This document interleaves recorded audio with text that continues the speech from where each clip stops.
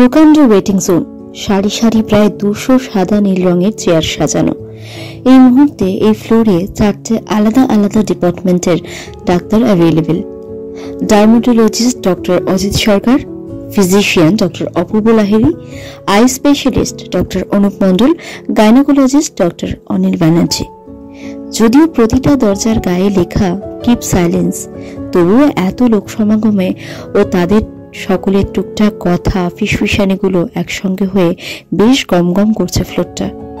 দিব্যরঞ্জন বাবু diabetic, blood প্রেশারের রোগী, তাতে আবার ডান চোখটা নিয়ে বড্ড সমস্যায় পড়েছেন। ক্লান্ত রোগগ্রস্ত শরীরে ধকল নেওয়ার ক্ষমতা কম। চেয়ারে মাথা এলিয়ে চোখ বুজে আছেন, চশমাটা খুলে রেখেছেন বুক পকেটে। দোয়েল বসু মোবাইল স্ক্রল করছেন পাশের একটি চেয়ারে বসে। বাবা মায়ের পাশে আর কোনো সিট খালি না থাকায় খানিক দূরে গাইনোকোলজিস্টের চেম্বারের সামনে একটি চেয়ারে অপেক্ষা করছে দোলন। মুখোমুখি আরেকটি রো আছে, কয়েকটা সিট ফাঁকা সেখানে।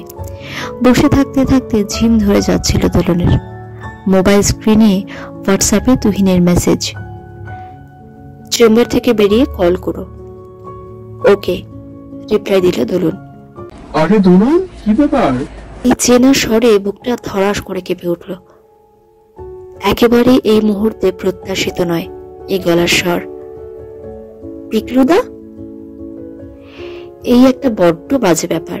এই মানুষটার সংস্পর্শে কোনোভাবে এলেই বুকটা প্রচন্ড জোরে ধুকপুক করতে থাকে, প্রচন্ড উত্তেজনা অনুভূত হয় মস্তিষ্কে। গলার স্বরটা যতদূর সম্ভব স্বাভাবিক রেখে মৃদু হেসে বলল, বাবাকে নিয়ে এসেছি আই ট্রিটমেন্টে। ও আচ্ছা, আমি অনুশ্রীকে নিয়ে এলাম চেকআপে। By the way, she is Anushree, my wife.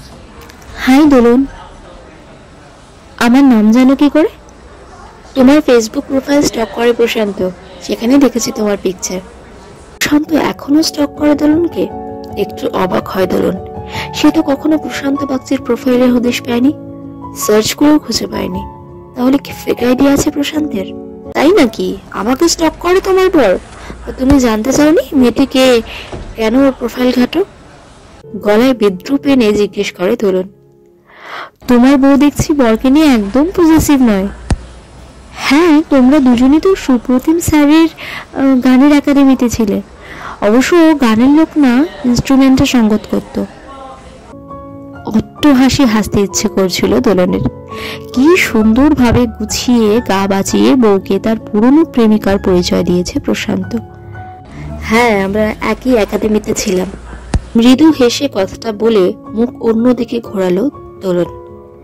Mobile স্ক্রিনে দোলন যখন ব্যস্ত হয়ে গিয়েছিল, এর মধ্যে কখন সামনের রোয়ের চেয়ারে প্রশান্ত তার স্ত্রীকে নিয়ে এসে বসেছে খেয়াল করেনি। বহু বছর আগে দোলন নিজের কাছে প্রতিজ্ঞা করেছে, এই প্রশান্ত বাগচির কাছ থেকে সে সরে আসবে, এড়িয়ে চলবে সারা জীবন। পেরেছে, অথবা বলা যায় পুরোপুরি পারেনি। মনের উপর জোর জুলুম চলে না, শুধু অন্য খেয়াল দিয়ে চাপা দিতে হয়, ঠিক যেন তুষ দিয়ে গনগনে আগুন চাপা দেওয়া। ভেতরে ভেতরে যা আরো তীব্রভাবে পোড়াতে থাকে। আজও এড়িয়ে চলতে পারত, একটি কথারও জবাব না দিতে পারত। তবে এই পরিস্থিতিতে এত লোকের মাঝে সিনক্রিয়েট সে চায়নি।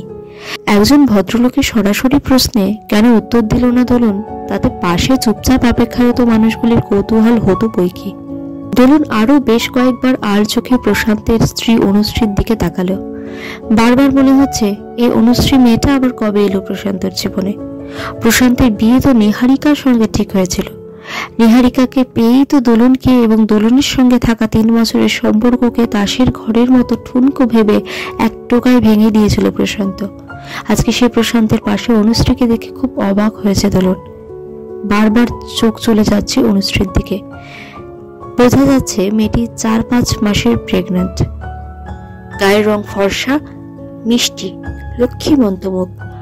কপাল খুব বেশি হলে 3 আঙ্গুল চওড়া, ছোট। মাথা হালকা বাদামি রঙের, ঘন ওয়েভে চুল, সাইড পাট করে বেশ টাইট বেনুনি। খুব হাসি খুশি আর উত্তেজিত। বয়স 30-এর বেশি না হলেও কম নয়।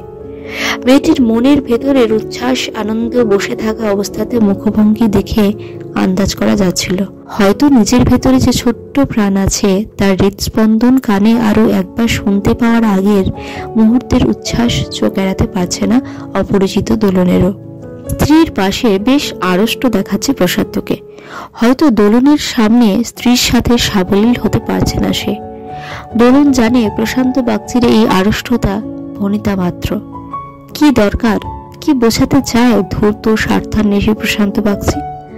দোলন বলে দিতে ইচ্ছে হয়, তোমার বউ প্রেগনেন্ট, তোমারই বাচ্চা তার পেটে, তাই কত যত্ন করে সঙ্গে করে চেক আপ এনেছ। বিদ্রুপ করে মনে মনে প্রশান্তকে। একভাবে বসে থাকতে থাকতে মেয়েটি মাথা এলিয়ে দেয় প্রশান্তের কাঁধে। হয়তো প্রেগনেন্সি নিয়ে একভাবে বসে থাকতে ক্লান্ত লাগছে অনুশ্রীর। মাথা নিচু করে বসে থাকে প্রশান্ত। শান্ত চোখে তাকিয়ে আছে দোলন। একসময় প্রশান্তের চোখ পড়ে যায় দোলনের চোখে। কাউন্টার থেকে নাম অ্যানাউন্স হয়, দিব্যরঞ্জন বসু। আগামী পর্বগুলির জন্য চোখ রাখুন আমাদের চ্যানেলে। লাইক অ্যান্ড সাবস্ক্রাইব করতে ভুলবেন না। দ্য সোলুইস্ট যে গল্প বলে।